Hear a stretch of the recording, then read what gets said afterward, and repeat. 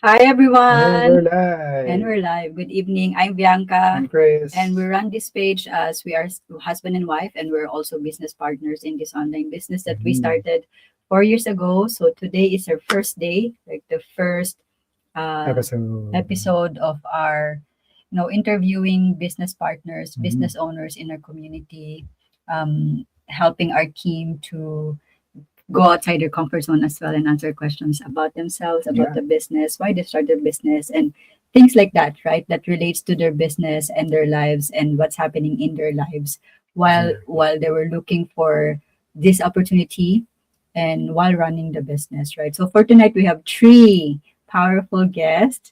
Um, Amazing ladies. Exactly. Iba-iba ng background, right? Like for example, as we're husband and wife, we have kids.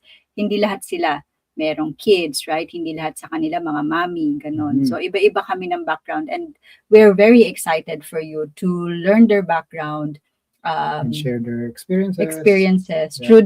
through them, right? Mhm. So for them to share their background and experiences with you. So we're gonna welcome them in stage one by one. Hi, Hi everyone. everyone. Hello. Hi, Hello. good evening. So, we're gonna let you introduce yourselves. So, kung ano yung inyong, kung sino kayo, where are you from, and ano yung current work ninyo. All right? And why did you start this business? We're gonna start with Prem. Okay? Oh, God, all right. okay. Hello, everyone. I'm Primrose Lupar. I am originally from Bacolod, Negros Occidental, Philippines. We migrated to Canada 16 years ago with my parents, and then we lived in Toronto for 5 years, and then we moved to Regina, Saskatchewan, and we're still living here in Saskatchewan. My current job right now is sterile technician, full time in a general hospital in Regina, and I also work as a sterile technician in a dental clinic as a casual and then a business owner. That's it for Awesome. me. Ang dami niyang ginagawa, ano? And next, let's go to Amy. Okay. Hello, everyone. Good evening here in Alberta. I'm based in Alberta, Canada. My name is Amy Chrysler, and I'm originally from Negros Occidental, Philippines. I moved to Canada in 2018 because of my husband. And my first job here is I work in the restaurant. And after that, I realizing it's not because it's a casual, so I'm looking for a full-time job. So I work after that I work in the production. After 3 years, I decided to move because I'm looking something not very physical job. So I work as a customer service and the storage facility. So it's kind of more office job. So it's kind of nice.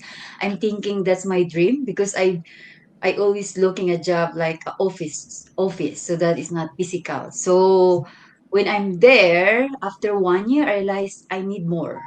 It's not this.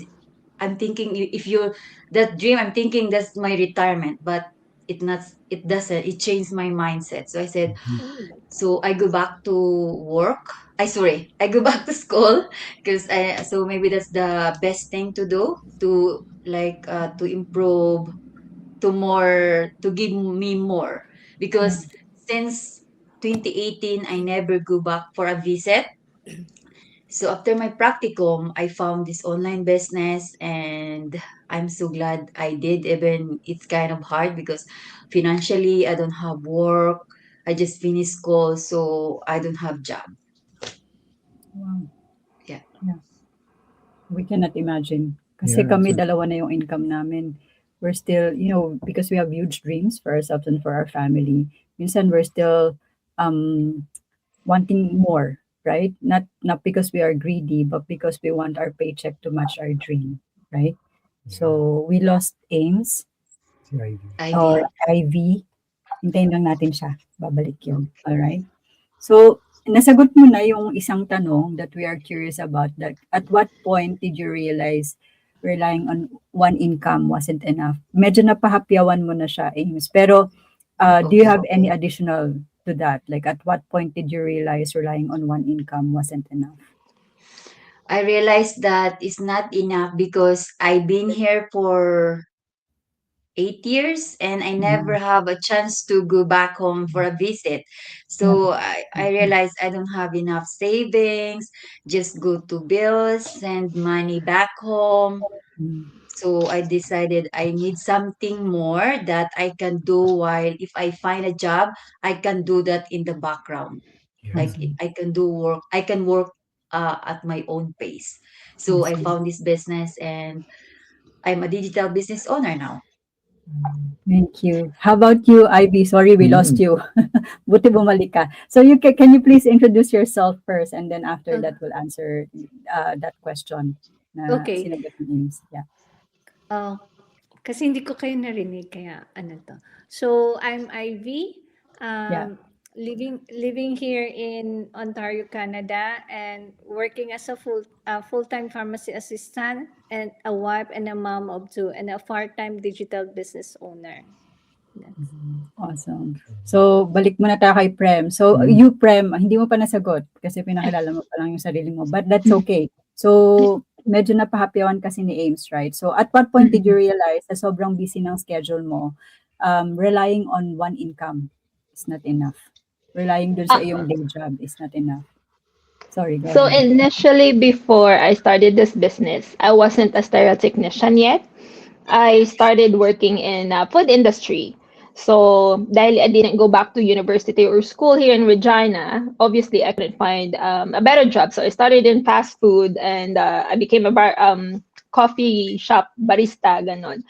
So I was actually juggling 3 to 4 jobs, especially in summer. I would have 4 jobs, which is the server. So it came to a point where I got exhausted. I was young back then, but like what I've said, I was exhausted physically, mentally, emotionally. Like I was earning money. Actually, that time I was living with my parents, so hindi ko naman talaga kailangan ng maraming pera. But it's just since my mindset is I want to prepare for the future while I was single pa. I Mm. worked multiple jobs. And then that hit me when I work for multiple jobs, I pay more taxes sa government. And then I've been actually into different nagjo-join ako ng mga business, mga ganon. Tapos pag hindi ko siya masyadong nagugustuhan, I leave. So, in short, hindi ako nagtatagal. Not until I saw this business, ako, sa ano siya, tag dito, sa husband ng friend ko. So I've seen his Facebook and I got curious. And then actually when I started, nag-refund ako. Nag-refund ako kasi parang sketchy para sa akin during that time. And then parang sabi ko, hindi ko siya masyadong naiintindihan. So I refunded. And then after a while, sabi niya, are you still interested? Sabi ko, give me some time kasi masyado akong busy. But yeah, I registered again. I watched everything, the webinar, and I tried to understand the business and how it worked. And it clicked. Sabi ko, I think this is the business that would work for me. It is part-time. I can do it on the side while working, my multiple jobs. And then little by little, sabi ko, parang hindi ko siya nabibigyan ng oras. So I started actually cutting my hours in my part-time job. And then naghanap ako I went back to school. That's why I became a stereo technician. And at the same time, I'm still doing the business, this online business. Kasi it's parang for me, it's hitting multiple, birds in one stone, which Yeah. is earning on the side. I'm actually learning more skills as well, not just in financial aspect, and then preparing for the future for a family. Like for you, when I met this, when I saw this business, I was single. Pero ngayon may partner na ako. So parang mas eager ako to grow more in the business kasi mas gusto ko na mag-prepare kami ni Rio before having kids actually. So that's one of the reasons as well why I started this digital business and why am I still here. Thank you Thank you. for saying Yeah. that. You know, I love that, there's a yeah. lot of points there. Balikan natin mamaya, right? Yeah. Para makibigay tayo ng chance kay Ivy naman. At what point did you realize relying on, because you have a job already na na related sa course mo, right, Ivy? Related siya sa course mo or not really when you started? Kasi now, di ba related na sa profession mo sa Philippines yung job mo ngayon, tama? Nakamute ka. Nakamute ka, sister. Yeah, oh, sorry. So when I saw this business, but it was related naman cause I was a student before and took a chemical laboratory technician. But when I saw this business, in my in my career sa chemical laboratory technician din. So related lang siya sa yung kinuha ko dito na yung job ko. Ang kaso lang nung time that while I'm working full-time sa chemical laboratory technician as a chemistry technician, naging yung parang na-burnout ako. Kasi kung uuwi ako ng bahay, yung flexible yung schedule namin. But yung yung oras is yung pag-uwi mo ng bahay, iniisip mo pa yung trabaho mo pagdating mo sa bahay kung may na-turn off mo ba yung oven, baka pagkuan nasunugan ng laboratory, yung parang gano'n na tapos kailangan mo bumalik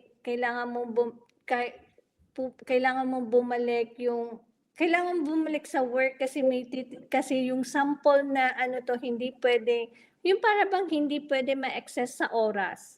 Yeah. Yung Yeah. yung paglulupag Alright, pag yeah, nasa okay. kasi pag na-access sa oras, yung accurate na result for the Yes. food testing, hindi na siya kasi may kukunin lang kaming Time moisture, constraint. dapat na percentage na gano'n. Yung parang na-exhausted yung kwan ako nung nung nakita ko yung sa advertise na but they're doing a business na part-time lang. But parang parang na-curious ako na while full-time and then parang hindi yan yung social media lang ganun. Parang na-curious ako. When I saw this is I think July or June. Tapos hindi ko pa siya hindi ko siya tinatouch kung ano yung 'di ba I think nag-register ako pero hindi ko siya nakita. Pero nung nakita ko yung kanyo na parang na-curious ako pero ilang months before ako but when we decided to join this business, nag-consult muna ako sa husband ko. Pero yun nga, ang kaso lang, ako ang gumagawa kasi nga nahihiya din siya. Pareho kaming introvert na tao, pero sabi ko, kung kaya naman ng mentor ko, ba't hindi ko kaya? Di ba? Sabi ko, hindi.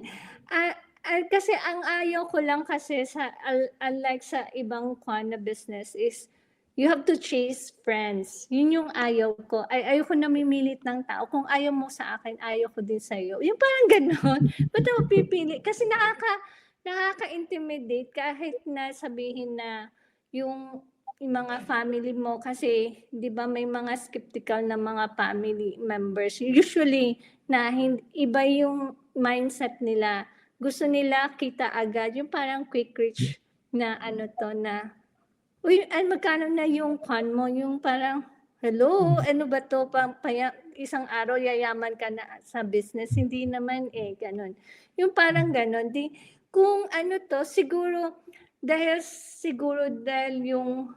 yung concept ng business na ito, yung hindi ka nag-chase ng friends or family, yun yung nagustuhan ko. Kasi, kasi di ba once na you have to decide, siya na yung mag-decide kung gusto niya yung business or hindi. Hindi ka namimilit. Yun yung na gusto ko.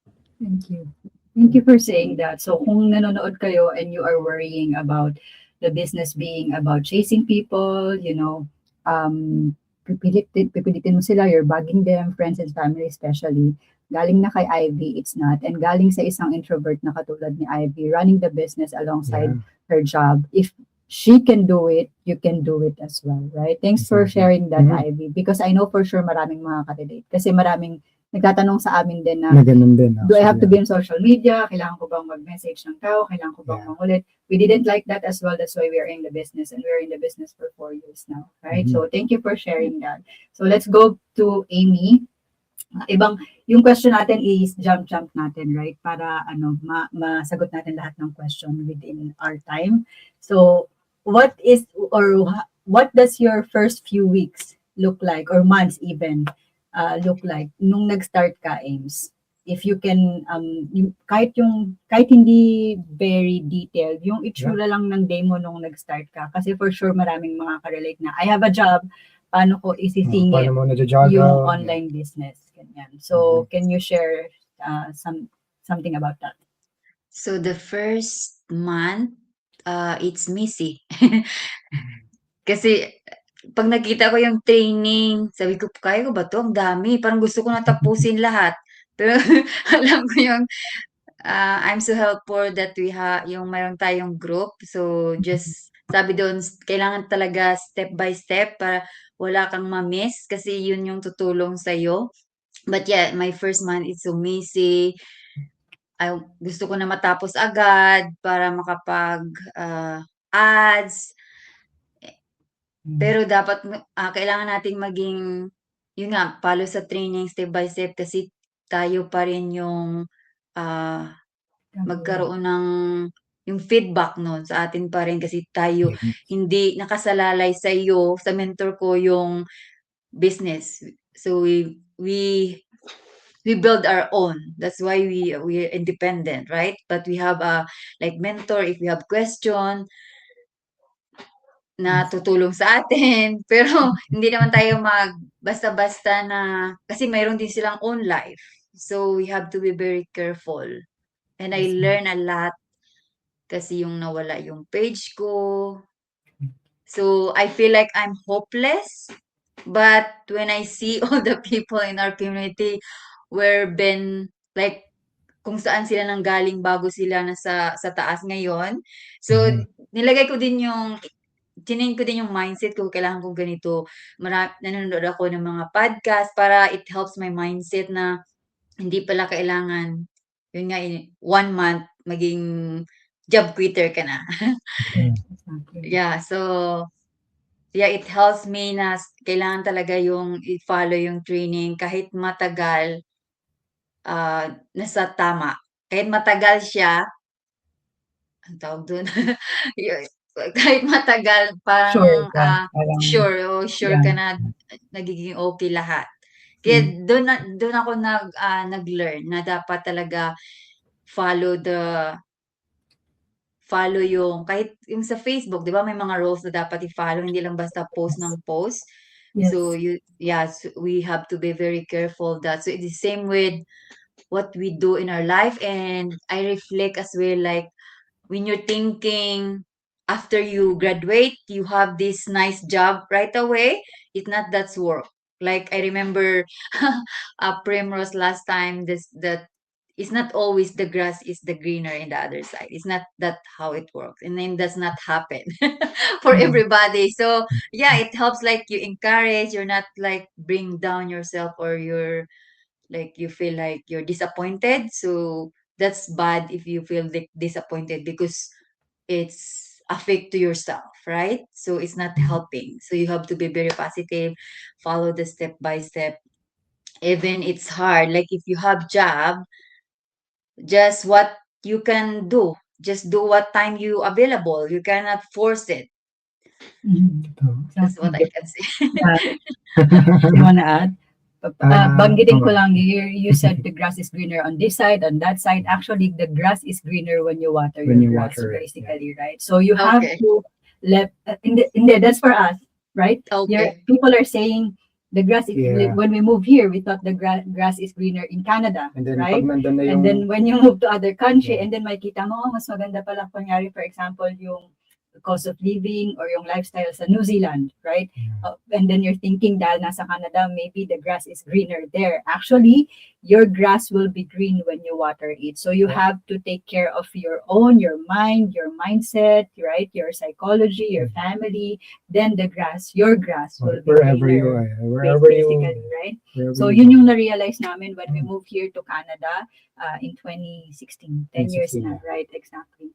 So thank you for also reminding people na when you start the business, you're gonna It's gonna be messy. but you're gonna be, although you are your own business owner, we are here, the community, your mentors, your coaches, to guide you, right? But we cannot do the training for you because you have to grow yourself, right? Hindi, that's why the training is there. And what's amazing is our training is very flexible. Tapos lagi siyang na-update. It's really very world class. We know because we are doing courses outside our training. So pag nagko-compare kami, our training is really very world class. Yeah, And other in than par na. that, In par. Kasi, alam mo yun, yeah, we know that, yung ibang courses dun sa labas, right? We're paying for it.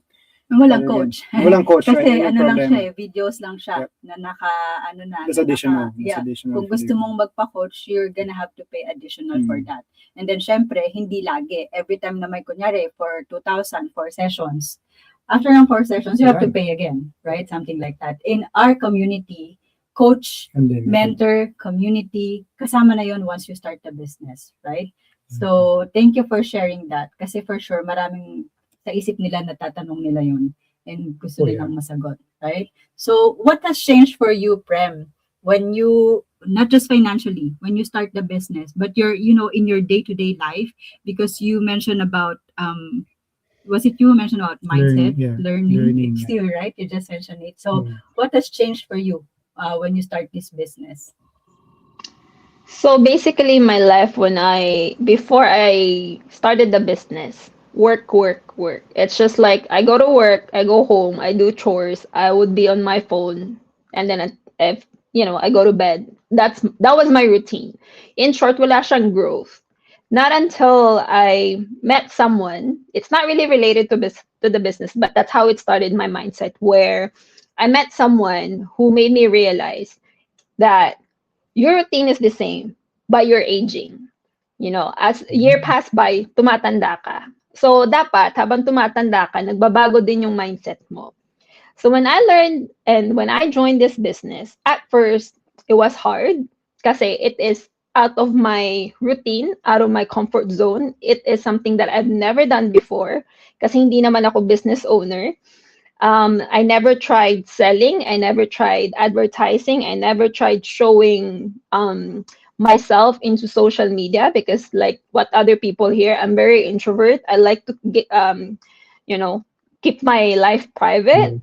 But because of this business, the mindset change.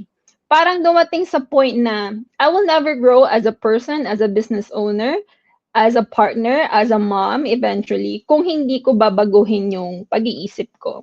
So the business taught me to be myself, kung ano at sino ako, but also be confident on what I have, be contented of what I have, and try to explore and gain more knowledge, hindi lang pagdating sa paghahanap ng pera or pag-gain ng actually on how are you gonna make more money. It's actually the business taught me more about money. It's beyond money. It taught me how to be disciplined. It taught me how to time manage. Kasi especially sa trabaho kung I'm 12-hour shift and it's always different every week. Shifting ako eh. Meron akong 7 o'clock na shift, meron pang gabi, yung ganyan.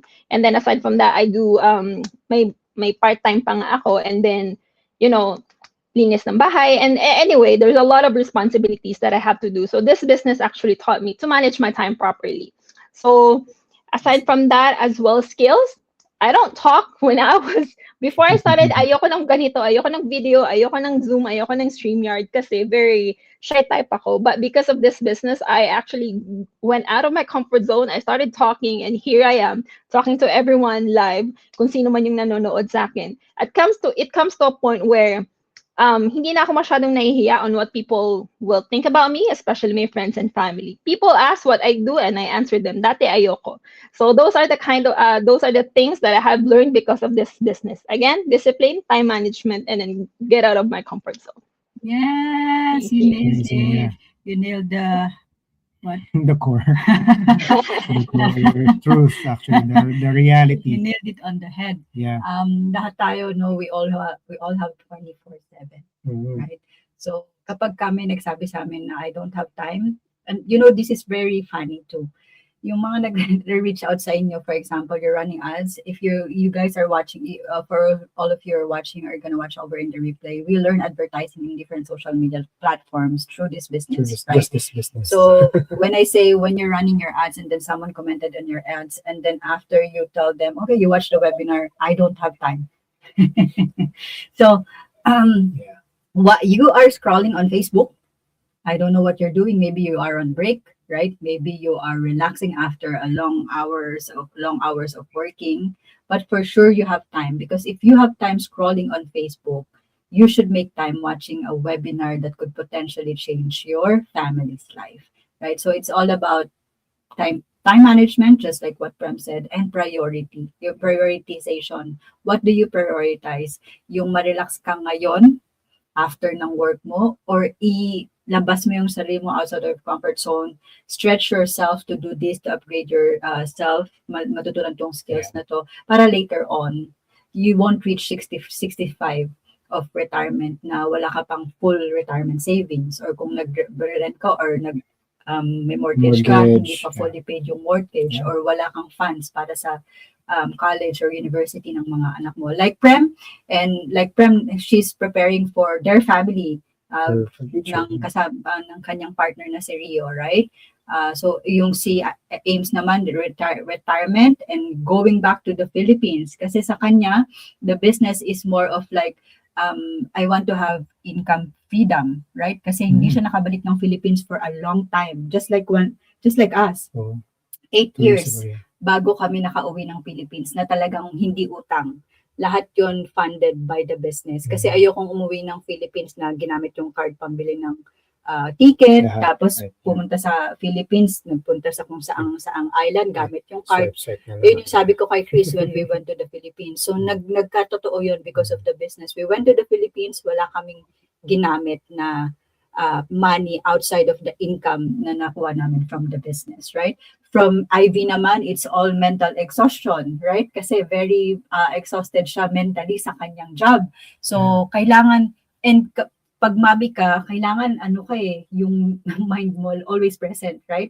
Kasi nakakalungkot na pag uwi mo sa bahay, lahat ng best mo, yung energy mo, inilagay mo sa office, tapos pagka gusto ng anak mo, Mami, can we watch this? Kahit nga hindi manood sa sinihan, manood lang, for example, sa laptop or sa Yeah, or TV. makausap na But lang. yung makausap, yung teenager ko, kapag nag-date kami, she doesn't want to do anything but just walking, eating, and talking. Kasi gusto niya, nandun ako, present ako sa psychology, emotionally, right? So, kung may nabibigay kami sa kanya na material things, iba pa yun, right? That's just cherry on top, basically. So, iba-iba yung aming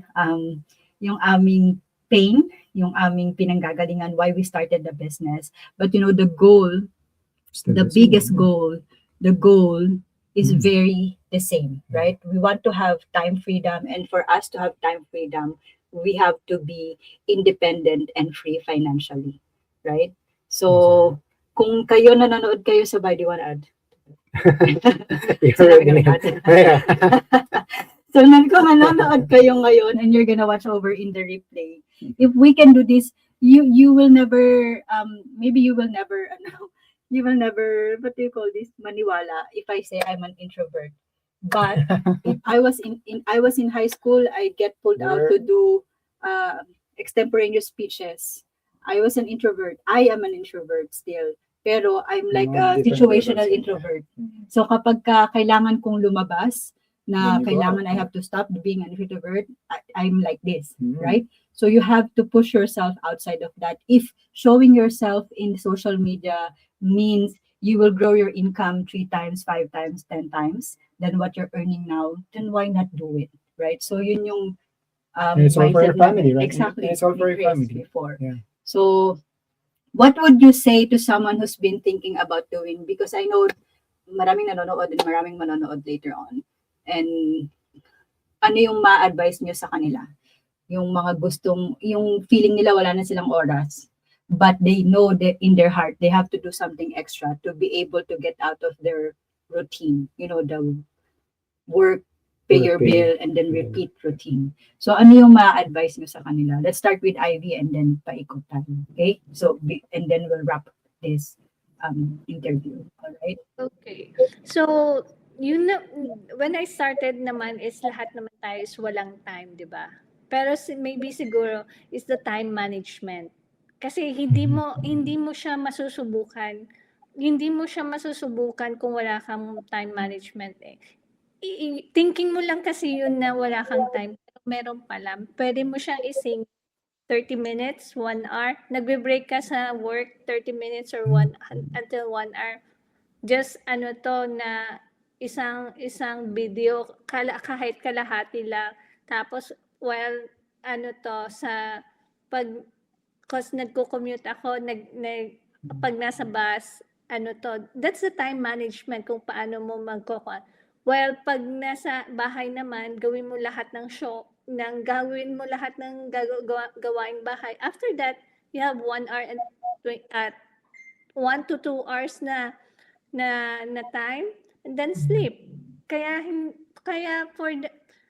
nung I started this business, siguro yung natutunan ko is the time management. Yun lang yung akala nila na wala silang time, wala silang oras. Pero kulang yung management nila. Pero masisingit at masisingit mo talaga siya. Yes. Yep. Yun Yes, lang yung we also believe, flexibility. also believe in that. Absolutely, Yeah. 100%. Correct. Mhm. Thank you, Ivy. Yes, kay Ames naman, ano yung for you? What can you say to someone who are thinking of doing something like this, something extra? So like what Ivy said, I understand you about time management. So when I see people, like nung nakita ko yung community, tapos their parents, right? So I don't have kids. So bakit nagawa nila? Imagine ko yung sarili ko na may kids ka nalagaan, tapos magle-learn, doon ko nalagay yung sarili ko. So instead of, sabi ko kaya nila, paano ni-handle lahat na may kids? Ako pa kaya na wala akong anak, yung asawa ko lang na so yun, nagawa ko yung training. Yun nga, yung gusto ko lang, oh, I want to done this and do it. But you cannot do success in that one night. So you Yeah. have to do the process. Yes. So yeah, the time management is the best thing. Even I see Chris and Bianca, Ivy, they can do it, this business. They have kids. Prem and myself were the same, like just husbands. So, so, and if you want to do this business and you feel like you're not ready, there's no word ready. I mean, yeah, there's no word ready, because if you feel like whatever you do in your life, there, if you're not starting what makes your life, you cannot start if you're not start right now. Like Correct. I'm not, when I start this, I'm not ready to, because I don't have job, but we're in Canada. So I said, I'm in Canada, I can do, there's a way. So I start that right away, step by step.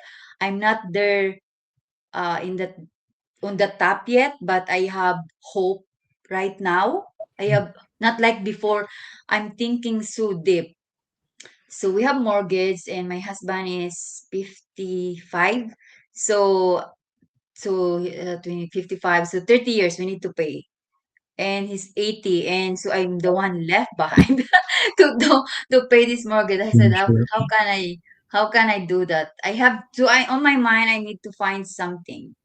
So that's why I joined this business. So what you're in Canada or whatever part of the world you're watching this live or replay, if you see something, just do your due diligence, because we're real humans. So you just find out, reach out to us, and we can do video. I don't know Bianca, but we do video calls. And when I see her, that couple for the first time, I said, oh, they're real person and they're nice. So it's just, I did not wait for 1 month. I think three, after I messaged them, we talk. He said, I said, oh, I already done the video. What should I do next? So, and then I paid the 149. I said, it's just 149.